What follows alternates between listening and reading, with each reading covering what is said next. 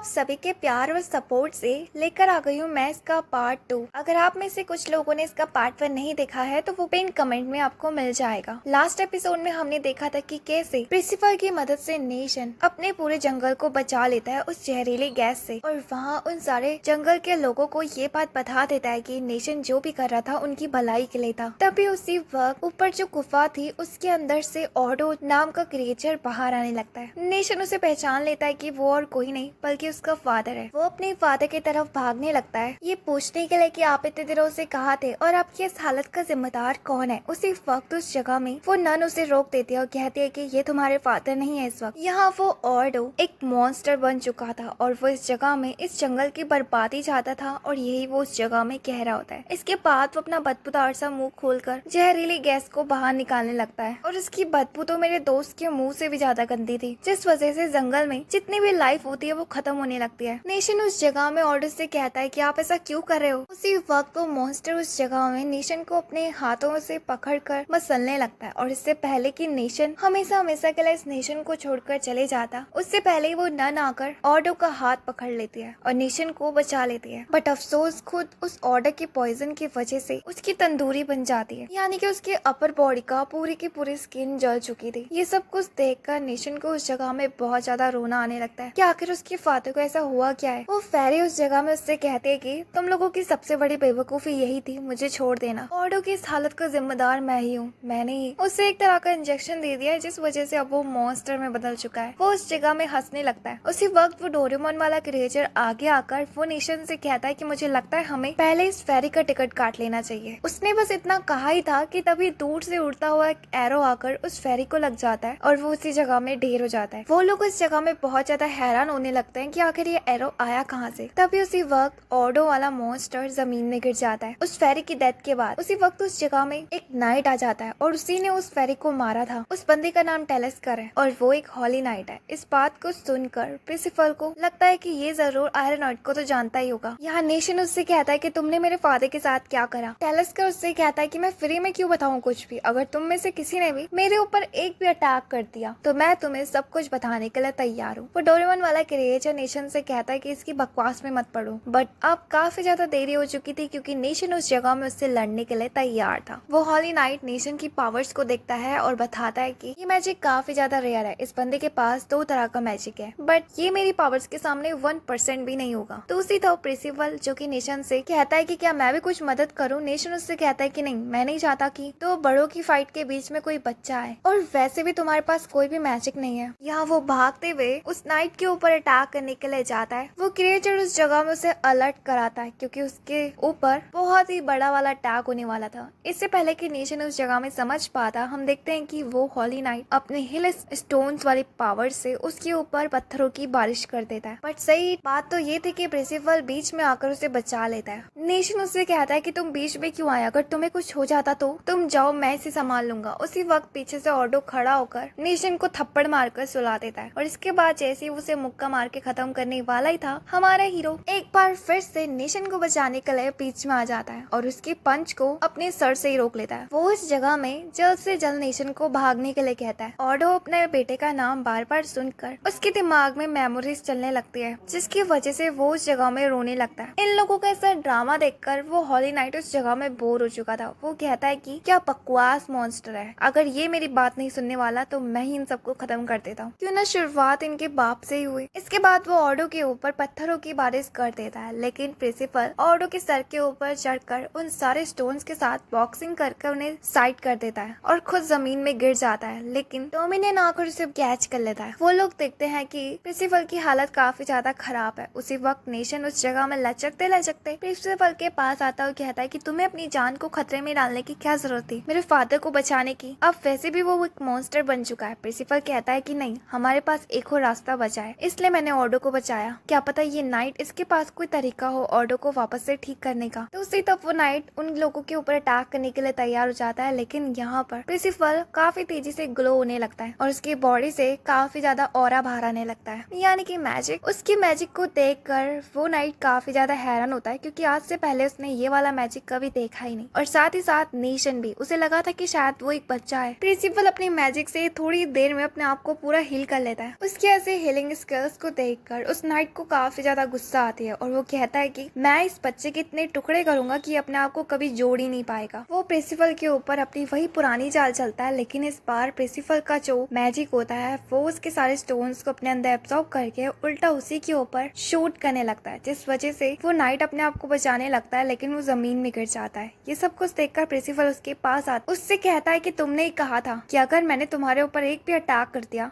तो तुम हम लोगों को सब कुछ बताओगे कि ऑडो के साथ क्या हुआ था और इसे कैसे वापस से ठीक किया जाएगा। वो नाइट अपने आप को इस बच्चे से हारता हुआ देखने के लिए तैयार नहीं था, इसलिए वो प्रिंसिपल के ऊपर अपने वेपन से लगातार वार करने लगता है, लेकिन प्रिंसिपल को खरोच तक नहीं आती, जिस पर उस नाइट को काफी ज्यादा गुस्सा आती है और अब वो थक भी चुका था, लेकिन उसे अब भी यकीन था कि ये बच्चा मुझे कभी नहीं हरा पाएगा। उसी वक्त प्रिंसिपल उस जगह में उसके ऊपर एक चांटा मारकर उसके ऐसे घमंड को तोड़ देता है और उस जगह में उससे सवाल करने लगता ऑडो के साथ क्या हुआ है और उसे वापस से ठीक कैसे किया जाएगा। प्रिंसिपल की पावर का प्रेशर वाकई में काफी ज्यादा था और वो नाइट अपने आप को बचाने के लिए उस जगह में सब कुछ कहने लगता है कि जो ऑडो था उसे पहले ही राजा के उससे ऑर्डर मिल चुका था कि वो इस जंगल के किसी भी लोगों की मदद ना करे। वो यहाँ आ तो रहा है अपने काम के लिए, लेकिन वो राजा के बनाए हुए रूल्स को नहीं तोड़ सकता और न ही यहाँ के क्रिएचर्स के साथ मिल सकता है। उसने यहाँ के क्रिएचर की मदद ही नहीं करी बल्कि उनके साथ शादी करके एक बच्चे को भी पैदा किया और इसी वजह से मैंने ऑडो को मॉन्स्टर में कन्वर्ट कर दिया। प्रिंसिपल कहता है कि ये तो बहुत ही ज्यादा डम रीजन था, बट उसी वक्त टेलस्कर अपने आप को प्रिंसिपल के हत्थे से छुड़ा लेता है और अब वो प्रिंसिपल का हमेशा हमेशा के लिए गेम खत्म करने वाला था। वो अपनी लाइटनिंग के अटैक को बनाकर प्रिंसिपल के ऊपर कर देता है और वो अटैक वाकई में बहुत ज्यादा पावरफुल था, लेकिन वो देखता है कि प्रिंसिपल उस अटैक से बच गया उसके मैजिक की वजह से। इतना ही नहीं, उसकी मैजिक ने अपने अंदर उस नाइट के लाइटनिंग पावर को भी एब्सॉर्ब कर चुका था और यहाँ प्रिंसिपल उस लाइटनिंग अटैक के साथ यहाँ उस नाइट की तरफ बढ़ने लगता है, उसी के ऊपर उसी का अटैक करने के लिए, जिसे देखकर वो नाइट समझ जाता है कि ये बंदा कोई नॉर्मल बंदा नहीं है बल्कि ये उन्हीं चारों नाइट्स में से एक है जिसकी भविष्यवाणी करी गई थी कि वो राजा को मारने वाला है, यानी कि अपोकलिप्स की नाइट। वो इस जगह में प्रिंसिपल के अटैक को डॉज कर लेता है और सोचता है कि अगर मैंने इस बंदे को मार दिया तो राजा मुझे काफी बड़ा गिफ्ट देगा। यहाँ डोमिनियन प्रिंसिपल से कहता है कि अपने मैजिक से तुम जिस भी चीज को सोचोगे तुम्हारा वेपन वही बन जाएगा, इसलिए जल्द से जल्द कुछ करो। दूसरी तरफ हम उस नाइट को देखते हैं जो कि उस जगह में एक बर्ड को समन करता है प्रिंसिपल के ऊपर अटैक के लिए और प्रिंसिपल दूसरी तरफ उस बर्ड को देखकर उसे याद आता है कि कैसे उसने चिकन बनाते वक्त इस नाइफ का यूज करा था और वो वाकई में उसी नाइफ को उस जगह में बना लेता है। यहाँ वो उस चिड़िया के उतने ही टुकड़े कर देता है जितने कि उसने उस दिन करे थे और उस नाइट को हरा देता है उसके ऊपर एक पावरफुल वाला अटैक करके, जिस पर कि वो नाइट दूर जाकर गिरता है। वहाँ पर सब कुछ सही हो जाता है, मौसम भी साफ हो चुका था क्योंकि टेलस्कर अब हार चुका था। वो क्रिएचर उस जगह में प्रिंसिपल से कहता है कि वाकई में तुम्हारी मैजिक अमेजिंग था, ऐसे तुम अपना मैजिक एक्टिवेट करना तो सीख ही चुके होंगे अब, है ना। प्रिंसिपल उस जगह में कोशिश करता है लेकिन वो पहले जितना मैजिक नहीं बना पा रहा था। तभी उसी वक्त डोमिनियन की नजर उस नन के ऊपर जाती है जो कि अब खड़ी हो चुकी थी, यानी कि वो बिल्कुल ठीक थी, बस वो एक निक्का में कन्वर्ट हो चुकी थी। नेशन काफी ज्यादा खुश होता है उसे ठीक हालत में देखकर, लेकिन वो दूसरी तरफ ऑडो को देखता है जो कि अभी भी मॉन्स्टर की हालत में ही था, जिसे देखकर उसे काफी ज्यादा बुरा लगता है और वो इमोशनल हो जाता है उस जगह में। उसके फादर हमेशा से चाहते थे कि वो इस वैली की प्रोटेक्शन करे, लेकिन हम अपने फादर की प्रोटेक्शन नहीं कर पा रहे हैं, उन्हें वापस से पहला जैसा नहीं कर सकते हैं, लेकिन मैं वादा करता हूँ कि मैं उनका जैसा जरूर बनूंगा। यहाँ पर प्रिंसिपल को भी बुरा लगता है नेशन के लिए। प्रिंसिपल ने वादा करा था नेशन से कि वो उसके फादर को ठीक कर देंगे, लेकिन अब वो नाइट उस जगह से जा चुका है, इसलिए उन लोगों के पास कोई भी रास्ता नहीं है। तभी उसी वक्त उस जगह में वो क्रिएचर एक स्टिक के ऊपर पॉइंट आउट करके सबको बुलाता है। इसके बाद वो स्टिक को तोड़ देता है क्योंकि ये स्टिक टेलस्कर जाने से पहले यहाँ पर भूल गया था। जैसे ही वो स्टिक उस जगह में टूटती है ऑडो वापस से नॉर्मल हो जाता है, इवन कि उसने अपने क्लोथ्स भी रिजेनरेट कर चुके थे। इसे देखकर वो सबके सब उस जगह में काफी ज्यादा हैरान होते हैं और निशन तो बहुत ज्यादा खुश भी। वो भागते हुए रोते हुए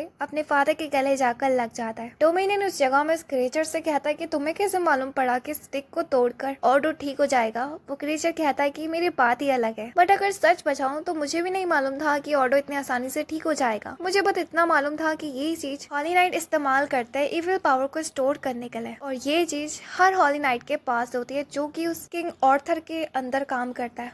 यहाँ पर प्रिंसिपल उन सबसे कहता है कि बस मैंने डिसाइड कर चुका है कि अब मुझे क्या करना है। मुझे इस वक्त सबसे ज्यादा जरूरी अपने फादर को ढूंढना नहीं है, बल्कि उस बंदे को पकड़कर पीटना है और खत्म करना है जो कि ये सब कुछ काम करा रहा है। डोमिनियन उससे कहता है कि तुम्हारा दिमाग तो ठीक है, तुम उस किंग को हराने जा रहे हो। बट उसी वक्त वो क्रिएचर भी प्रिंसिपल का साथ देने के लिए तैयार हो जाता है। तभी कन्वर्सेशन के बीच में प्रिंसिपल के पेट से आवाजें आने लगती है, जिसे सुनकर प्रिंसिपल को याद आता है कि वो लोग कुछ गेम खेल रहे थे हंटिंग वाला। डोमिनियन बताता है कि मैं एक भी नहीं पकड़ पाया था। प्रिंसिपल कहता है कि सच में तुम एक भी मॉन्स्टर को नहीं मार पाए। डोमिनियन उससे कहता है कि तुमने क्या उखाड़ लिया। तो प्रिंसिपल कहता है कि उसने बहुत सारे मॉन्स्टर्स को मारा था, बट वो उसे अपने साथ नहीं लेकर आया। उसी वक्त वो क्रिएचर अपने पास से एक रैबिट को निकालता है और शर्त के अकॉर्डिंग वो क्रिएचर इस गेम को जीत चुका था। उसका नाम सिन होता है, इसलिए अब रूल के अकॉर्डिंग वो उनके ग्रुप का लीडर बन चुका था। वो लोग उस जगह से जाने लगते हैं अपनी जर्नी के लिए। उसी वक्त रास्ते में नेशन आकर उन्हें रोक देता है और खुद भी उनके साथ चलने के लिए कहता है। वो लोग उससे कहते हैं कि फिर तुम्हारी वैली का क्या होगा। तो नेशन बताता है कि मेरे फादर ने कहा है कि वो वैली के प्रोटेक्शन करेंगे और वो चाहते हैं कि मैं बाहर की दुनिया जाकर देख कर आऊँ। इस बात पर प्रिंसिपल काफी ज्यादा एक्साइटेड हो जाता है,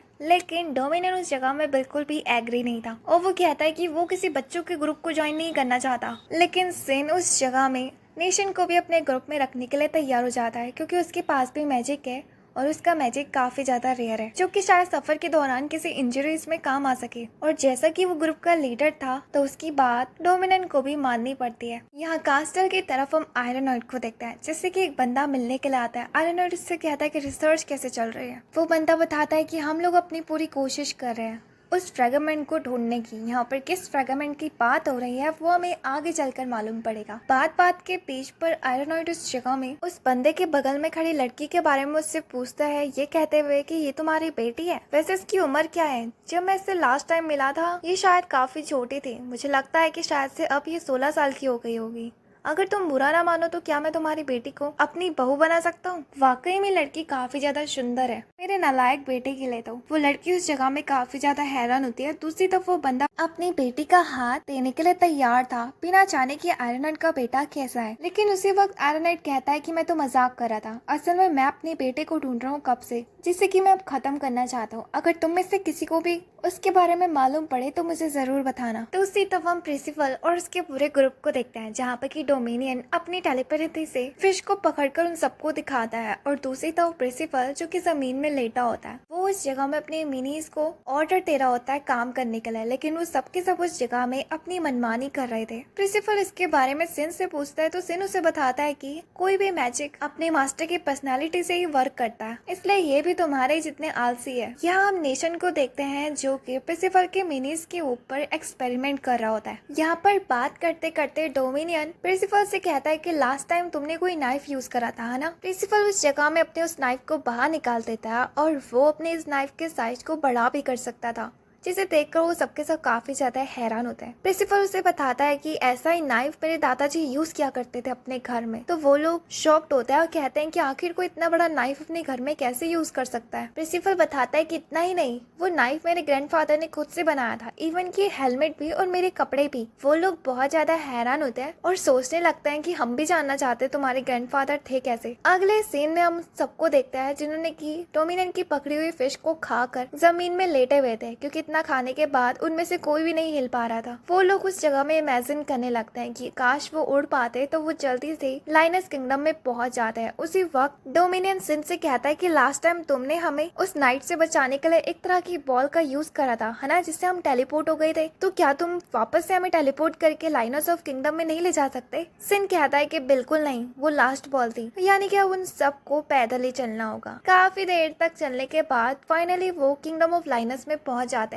वहाँ पहुंचते ही उस जगह में प्रिंसिपल के मिनीज एक जगह में इशारा करने लगता है, जिसे देखकर प्रिंसिपल को लगता है कि यहाँ पे जरूर कुछ ना कुछ तो होगा, इसलिए वो उस जगह में गड्ढा खोदने लगता है। डोमिनियन कहता है कि उम्मीद है कि इन्होंने कुछ सही चीजें दिखाई होगी, पता चले हम लोग यहाँ पर बस अपना टाइम वेस्ट कर रहे हैं। उसी वक्त प्रिंसिपल के हाथ में एक तरह का फ्रेगमेंट लगता है और असल में ये कफन फ्रेगमेंट था। ये वही फ्रेगमेंट है जिसके बारे में वो बंदा आयरनॉइड से बात कर रहा था, लेकिन ये उस फ्रेगमेंट का सिर्फ आधा टुकड़ा था। वो लोग जब इसके बारे में बात ही कर रहे होते हैं वहाँ पर वो लड़की आ जाती है। उस लड़की का नाम आना होता है। वो उन लोगों से कहती है कि उस फ्रेगमेंट को मेरे हवाले कर दो। डोमिनियन सामने आता है और कहता है कि तुम होती कौन हो? हाँ, इस चीज को हमने ढूंढा है और तुम कैसे कह सकते हो ये हम तुम्हें दे दे। वो लड़की उस जगह में उसके साथ लड़ाई करने के लिए तैयार हो जाती है, जिस पर कि डोमिनियन भी तैयार हो जाता है। उन दोनों के बीच में मुकाबला होता है, लेकिन वो लड़की बड़ी आसानी से डोमिनियन को अपने रास्ते से साइड कर देती है। अब जिस पर कि नेशन भी बीच में आ जाता है उस लड़की को रोकने के लिए, लेकिन वो लड़की उस जगह में उसे भी हरा देती है। इससे पहले कि वो प्रिंसिपल के साथ फाइट करती है, प्रिंसिपल चुपचाप खुद ही से उस फ्रेगमेंट को आना को दे देता है, ये कहते हुए कि हमें नहीं मालूम ये चीज क्या है, हम तो पहले बार इस किंगडम में आया, प्लीज मेरे दोस्तों को छोड़ दो। वो लड़की उस जगह में पहले तो बिलीव करने के लिए तैयार नहीं थी कि इन लोगों को वाकई में इस फ्रेगमेंट के बारे में कुछ भी नहीं मालूम। वो डोमिनियन की तरफ देखती है जिससे कि ऑरा बाहर आ रहा था, दूसरी तरफ नेशन से भी,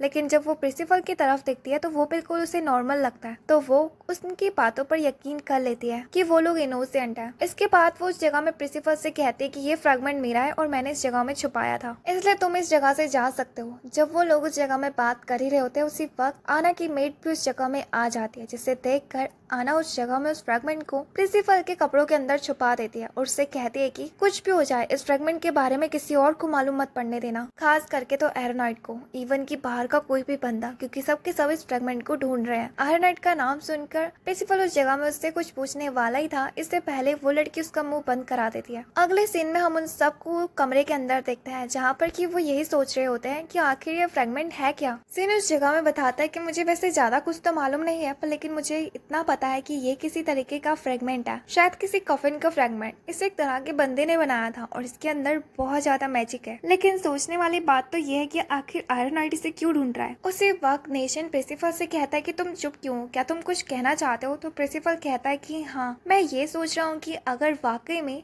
आयरनाइट यहाँ पर मौजूद है तो मुझे ये मौका नहीं छोड़ना चाहिए अपने बदले का। उस वक्त सिन आकर उसे बीच में रोक देता और कहता है कि देखो, जल्दीबाजी में बेवकूफी मत करो, यहाँ पर तुम आयरनाइट से नहीं लड़ सकते हो क्योंकि इसकी पावर्स के सामने तुम कुछ भी नहीं हो। दूसरी चीज ये कि ये सिटी बहुत बड़ी है, यहाँ करोड़ों लोग रहते हैं और मैं नहीं चाहता कि तुम्हारे और तुम्हारे फादर की लड़ाई की वजह से सिटी में सारे लोग मारे जाए। इसलिए सबसे बड़ी और जरूरी काम इस जगह में सोचने वाला ये है कि आखिर आयरनाइट इस कफिन फ्रेगमेंट को क्यों ढूंढ रहा है, आखिर वो करना क्या चाहता है और हमें कुछ भी करके उसे रोकना होगा। वो लोग उस चीज पे तैयार हो जाते हैं। दूसरी तरफ हम आना को देखते हैं जो कि अपने फादर के सामने होती है।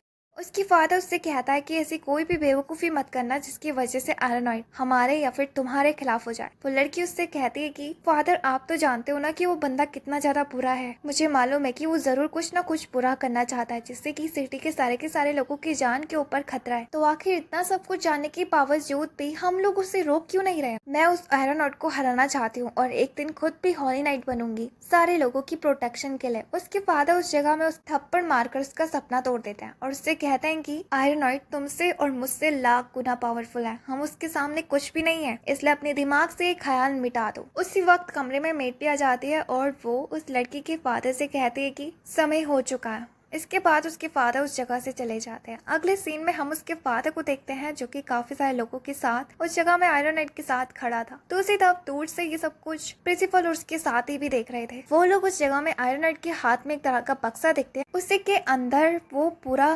फ्रेगमेंट पड़ा हुआ था, सिर्फ उसका एक टुकड़ा गायब था जो कि असल में इस वक्त प्रिंसिपल के पास है। प्रिंसिपल कहता है कि मैं सोच रहा हूँ अगर वो टुकड़ा इनके हाथों लग गया तो क्या होगा। सिन बताता है कि शायद से ये किसी तरीके का डिमोनिक स्टोन है और यहाँ पर जितने भी लोग खड़े हैं वो सबके सब सेक्रीफाइस के लिए खड़े हैं। एक बार अगर आयरनाइट ने इस फ्रेगमेंट को पूरा जोड़ दिया तो उसके पास काफी सारी डिमोनिक पावर्स आ जाएगी। जिसकी बातों को सुनकर प्रिंसिपल उस जगह में उससे कहता है कि फिर तो हमें जल्दी से जल्दी कुछ करना चाहिए उन लोगों को बचाने के लिए। सिन उससे कहता है कि नहीं, वो इतने जल्दी सेक्रीफाइस नहीं देगा क्योंकि अभी तक उसे आखिरी फ्रेगमेंट नहीं मिला है और अगर तुम वहाँ पर गए तो आयरनाइट तुम्हें पहचान लेगा। इतना ही नहीं, वो तुम्हारे पास से वो फ्रेगमेंट भी छीन लेगा। प्रिंसिपल कहता है कि ये सब कुछ मेरे ऊपर छोड़ दो, तुम बस उस फ्रेगमेंट का ख्याल रखना। यहाँ हम आना को देखते हैं जो कि आयरनाइट के सामने आकर खड़ी हो जाती है और कहती है कि मैं तुम्हारे इन काले मंसूबों को कभी पूरा नहीं होने दूंगी। तुम क्या सोचते हो तुम दुनिया वालों को पागल बना सकते हो? मुझे तुम्हारे सारी चालों के बारे में मालूम है। आयरनाइट उससे कहता है कि अच्छा, तुम्हें भी मालूम पड़ चुका है और वो उस जगह में उसे मारने के लिए तैयार हो जाता है। तो उसी तरफ तभी अचानक से प्रिंसिपल उस जगह में आयरनाइट को डिस्ट्रैक्ट करते हुए आना को उस जगह से बचा लेता है, जिसे देख कर आयरनाइट उस जगह में उनके ऊपर अटैक करने की कोशिश करता है लेकिन उसे कुछ दिखाई नहीं दे रहा था, इस वजह से उसका अटैक मिस हो जाता है। यहाँ प्रिंसिपल और उसके दोस्त सबके सब साथ में मिलकर उस जगह से भागने लगते हैं, लेकिन उसी वक्त उनके सामने एक मेड आकर उनका रास्ता रोक देती है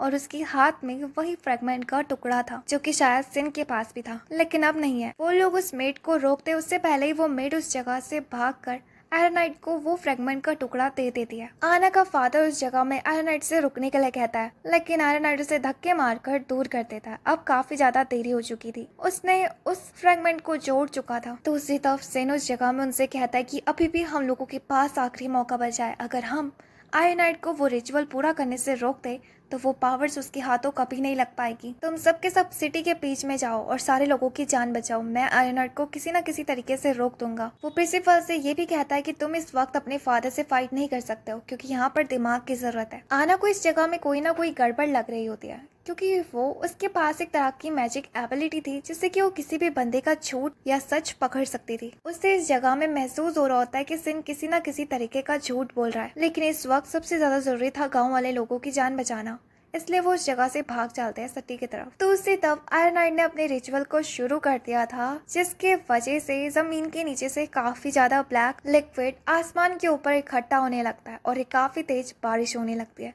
जहाँ जहाँ वो लिक्विड टपक रहा था वो हर चीज मॉन्स्टर्स में बदलने लगती है और अब वो सिटी में मौजूद सारे लोगों को खाने लगता है। आयरनाइट कहता है कि इस सिटी से कोई भी बच के नहीं जाना चाहिए, आज सबके सब इस जगह में सेक्रीफाइस होने वाले हैं। डोमिनियन उस जगह में कहता है कि वाकई में ये मॉन्स्टर्स काफी ज्यादा तादाद में है, मुझे नहीं लगता कि इनके साथ फाइट करके उन्हें रोका जा सकता है। तभी उसी वक्त आना कहती है कि मुझे नहीं पता तुम लोग मेरे ऊपर यकीन करोगे या फिर नहीं, लेकिन जो तुम्हारा दोस्त सिन है वो झूठ बोल रहा है, कुछ ना कुछ मुझे उसके ऊपर सच दिखाई दिया है। प्रिंसिपल इस बात पर यकीन करने के लिए बिल्कुल भी तैयार नहीं था क्योंकि आना तो उन्हें कुछ दिनों पहले ही मिली है, लेकिन सिन के साथ वो कब से है, आखिर वो बंदा झूठ कैसे बोल सकता है। लेकिन तभी भी वो उस जगह में सिन की बात को ना मानकर आयरनाइट को रोकने के लिए निकल पड़ते हैं, जहाँ रास्ते में आना को से अपना फादर भी दिखाई देता है। लेकिन अच्छी बात तो ये थी कि वो सिर्फ बेहोशी के हालत में था। यहाँ आयरनाइट जो कि रिचुअल को परफॉर्म कर रहा होता है वो बिना पीछे मुड़े प्रिंसिपल से कहता है कि मैं कब का समझ चुका था कि तुम इस जगह में मौजूद हो, इतने दिनों बाद अपने बेटे से मिलकर काफी ज्यादा अच्छा लगा मुझे। वो सबके सब आयरनाइट के ऊपर अटैक करने के लिए जैसे ही आगे बढ़ रहे होते हैं, आयरनाइट अपनी पावर से उन सबको एक जगह में रोक देता है, बट वो प्रिंसिपल को नहीं रोक पाता। प्रिंसिपल अपने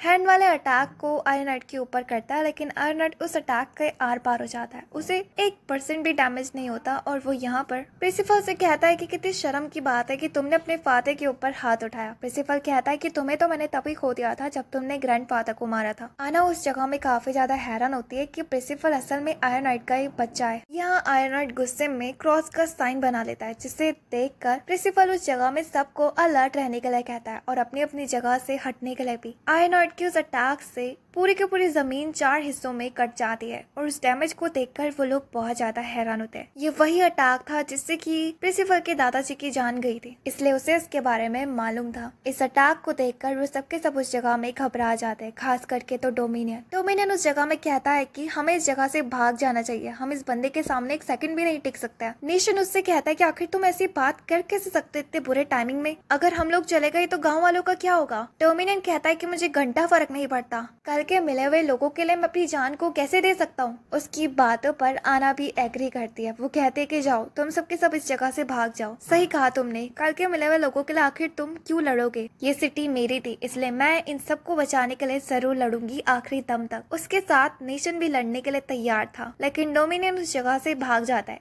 अपनी जान बचाने के लिए। यहाँ प्रिंसिपल जो कि अपने फादर के साथ फाइट कर रहा होता है, लेकिन उसके फादर बिना पीछे मुड़े उसके साथ लड़ रहे होता है, लेकिन वो उसकी स्वॉर्ड को अपनी स्वॉर्ड के एक स्लैश से काट देता है। इसके बाद वो प्रिंसिपल का गेम खत्म करने के लिए जैसे उसके ऊपर अटैक करता है, बीच में आना आकर उसके अटैक को रोक लेती है और कहती है कि तुम कितने ज्यादा बदतमीज आदमी हो, तुमसे ज्यादा गिरा हुआ आदमी मैंने कभी नहीं देखा, जिसने खुद अपने फादर को मार दिया और आज वो अपने बेटे को मारने के लिए भी तैयार है। लेकिन मैं इस जगह की होने वाली फ्यूचर नाइट तुम्हें एक काम करने से रोकूंगी। आयरनाइट को उसकी बातों पर हंसी आ रही होती है, लेकिन वाकई में आना उसके हर अटैक्स को रोक दे रही थी, जिस वजह से आयरनाइट उस जगह में उसकी ड्रेस को फाड़ देता है। और वैसे भी थी तो वो एक लड़की ही ना, और एक गर्ल के लिए उसकी इज्जत से बढ़कर क्या हो सकता है। लेकिन आना उस जगह में अपनी ड्रेस को खुद ही निकाल देती है, क्योंकि उसने उस ड्रेस के अंदर पे एक दूसरी की ड्रेस पहनी हुई थी। आना उस जगह में प्रिंसिपल से कहते हैं कि तुमने मुझे लास्ट टाइम बचाया था, इसलिए मैं तुम्हें बचाने के लिए कुछ भी करने के लिए तैयार हूँ। आयरनाइट उससे कहता है कि ठीक है, मुझे खरोच मार के दिखा दो, तुम लोगों के लिए वही बहुत होगा। उसी वक्त आयरनाइट जमीन में गिर जाता है और वो उस रिचुअल को रोक देता है, क्योंकि अब उसकी बॉडी के अंदर किसी तरीके का पॉइजन उसे महसूस हो रहा होता है, जो कि उसकी बॉडी को वीक बना रहा था। असल में ये सब कुछ और किसी ने नहीं बल्कि नेशन ने करा था, जिस चीज को देखकर अब यहाँ आयरनाइट कहता है कि इन मच्छरों ने मेरी नाक पे दम करके रखा हुआ है, क्यों ना सबसे पहले मैं इन सब का काम तमाम करके बाद में इस रिचुअल के ऊपर ध्यान दूंगा। यहाँ पर आयरनाइट अपने स्पार्कल्स को उनके ऊपर छोड़ देता है, लेकिन वो चीज काफी ज्यादा चमक रही थी, वो लोग कुछ भी नहीं समझ पाते। उसी वक्त आना के फादर भागते हुए उन लोगों को अलर्ट कराते, वो अपनी बेटी को बचाने के लिए जा ही रहे थे, बट तब तक देरी हो चुकी थी, क्योंकि वो स्पार्कल्स मिनी क्रॉस में बदलकर उन लोगों के ऊपर लगातार अटैक करने लगता है। दूसरी तरफ हम एक बंदे को देखते हैं जो कि ऊंचाई से पूरी सिटी को देख रहा होता है। यहाँ डोमिनियन जो कि सिटी को छोड़कर भाग रहा था, लेकिन रास्ते में उसे काफी सारे मॉन्स्टर्स दिखाई देते हैं, जिसे देखकर वो काफी ज्यादा डर जाता है और जल्द से जल्द विश करने लगता है कि वो इस सिटी से निकल जाए। लेकिन उसी वक्त उसे एक बच्ची की रोने की आवाज सुनाई देती है, जो कि अपनी मॉम के साथ एक जगह में फंसी हुई थी और उन्हें एक मॉन्स्टर खाने ही वाला था। डोमिनियन इस चीज को देखकर काफी ज्यादा बुरा फील करता है, लेकिन वो उस जगह में कुछ कर भी नहीं सकता था। वो इन गांव वालों को बचाने के लिए अपनी जान को खतरे में नहीं डालना चाहता था, लेकिन वो उस बच्चे को मरते हुए भी नहीं देख सकता था। उसे कुछ भी समझ में नहीं आ रहा होता है कि वो क्या करे इस जगह में। तो उसी तरफ हम उस जगह में देखते हैं जहाँ पर कि प्रिंसिपल उसके दोस्त थे। वहाँ से जब धुआं हटता है तो हम देखते हैं कि आना को तो उसके फादर ने बचा लिया था, लेकिन उसके फादर इतने ज्यादा इंजर्ड नहीं थे, क्योंकि प्रिंसिपल के मिनीज उस जगह में उन सबको हील कर रहे थे जिन जिनको चोट लगी थी। वो लोग आयरनाइट की तरफ देखते हैं जिसने के प्रिंसिपल को पकड़ा हुआ था। आयरनाइट कहता है कि ये बच्चा किसी दिन मेरे लिए जरूर सरदर्द बन के रखेगा। प्रिंसिपल अपने फादर से कहता है कि आखिर तुमने ग्रैंडफादर को क्यों मारा? मुझे नहीं लगता ये सब कुछ तुमने सिर्फ उन अपोकलिप्स के 4 नाइट की वजह से करा था। जरूर कुछ जरूरी बात है, तुम्हारे ग्रैंडफादर के साथ कोई पर्सनल दुश्मनी है। उस बात को सुनकर उसके फादर उससे कहते हैं कि क्या तुम्हारे ग्रैंडफादर ने तुम्हें ये नहीं बताया कि अपने पेरेंट्स से कैसे बात की जाती है, रिस्पेक्ट से? इसके बाद जैसे ही वो उसे मारने के लिए आगे बढ़ने लगता है, उसी वक्त आना बीच में आ जाती है, लेकिन आयरनाइट उसे चुपचाप उसी के जगह में खड़े होने के लिए कहता है, और अगर उसने ऐसा नहीं करा तो वो उसकी बॉडी के इतने टुकड़े करेगा जितना कि उसे गिनती भी नहीं आती होगी। इस बात को सुनकर आना उस जगह में डर जाती है और दूसरी तरफ हम आयरनाइट को देखते हैं जो कि प्रिंसिपल को जमीन में पटक कर उसके हाथ के ऊपर अपनी स्वॉर्ड को घोंप देता है और उस जगह में उसे टॉर्चर करने लगता है, जिसे देखकर वो सिर्फ लोग उस जगह में उसे देख ही रहे थे, लेकिन किसी की भी हिम्मत नहीं हो रही थी आगे बढ़ने की। इसके बाद आयरनाइट अपनी स्वॉर्ड से प्रिंसिपल के स्टमक में मारने लगता है, जिस पर कि प्रिंसिपल उस जगह में मरने लगता है धीरे धीरे करके। वो उसे तब तक घोप रहा होता है जब तक कि प्रिंसिपल पूरी तरीके से खत्म नहीं हो जाता, और जब उसे ऐसा लगता है कि प्रिंसिपल मर चुका है वो उसे फेंक देता है और कहता है कि फाइनली अपोकलिप्स के वो 4 नाइट्स में से एक नाइट खत्म हो चुका। इससे पहले वो चारों के चारों एक साथ मिल जाते। यहाँ वो वापस से अपने रिचुअल में लग जाता है। दूसरी तरफ हम नेशन को देखते हैं जो कि प्रिंसिपल को पकड़कर रो रहा होता है। वो एक लास्ट कोशिश करता है प्रिंसिपल को अपनी बनाई हुई मेडिसिन पिलाने के लिए, लेकिन अब जैसा कि वो मर चुका था वो उस मेडिसिन को नहीं पी रहा होता है। उसी वक्त आना बीच में आकर अपने मुंह से उसे दवाई पिलाने की कोशिश करती है, लेकिन तब भी कोई फायदा नहीं होता। जब उन लोगों को ऐसा लगता है कि वो वाकई में मर चुका है और वो लोग पूरी की पूरी उम्मीद हार जाते हैं, उसी वक्त प्रिंसिपल की बॉडी से एक मिनीज निकलता है और वो बताता है कि प्रिंसिपल अभी पूरी तरीके से मरा नहीं है। इस बात को आयरनाइट भी सुन चुका था और वो कहता है कि आखिर ये बच्चा हर बार बच कैसे जाता है, इसलिए वो उसे खत्म करने के लिए एक बार फिर से अपने क्रॉस को उसके ऊपर अटैक के लिए भेजता है। लेकिन नेशन बीच में आकर प्रिंसिपल को बचा लेता है, लेकिन इस अटैक से नेशन मरता नहीं है, क्योंकि नेशन के पॉइजन की वजह से आयरनाइट के इस अटैक की जो पावर थी वो काफी ज्यादा वीक हो चुकी थी। आयरनाइट उस जगह में नेशन से कहता है कि तुम इस बंदे को इस जगह में छोड़कर भाग जाओ, मैं तुम्हें लास्ट चांस दे सकता हूँ, लेकिन नेशन इस चीज के लिए बिल्कुल भी तैयार नहीं था। यहाँ दूसरी तरफ आना भी रोते रोते उस जगह में आयरनाइट के साथ लड़ रही होती है, लेकिन आयरनाइट वीक होने के बावजूद भी आना को उस जगह में हरा रहा था। वो आना को उस जगह में एक न्यू हायर कट भी दे देता है। जब वो दोनों के दोनों आपस में लड़ ही रहे होते हैं, दूसरी तरफ हम प्रिंसिपल को देखते हैं जिसके मिनीज और उसका मैजिक धीरे धीरे करके ग्रो होने लगता है और अब वो प्रिंसिपल की बॉडी से बाहर आकर बाहर निकलने लगता है, जिसे देखकर उस जगह में आयरनाइट काफी ज्यादा हैरान होता है। उसी वक्त डोमिनियन भी आ जाता है और कहता है कि तुमने सोच भी कैसे लिया कि मैं अपने दोस्तों को इतनी मुसीबत की घड़ी में छोड़ कर जाऊंगा। लेकिन वो देखता है कि ये लगता नहीं है अब मुझे इनकी मदद करनी पड़ेगी। दूसरी तरफ प्रिंसिपल उस जगह में जिंदा हो जाता है और आयनॉइड से कहता है कि आज तो मैं तुम्हें खत्म करके ही रहूंगा। दूसरी तरफ हम सिटी में उन्हीं मॉन्स्टर्स के लीडर को देखता है जो कि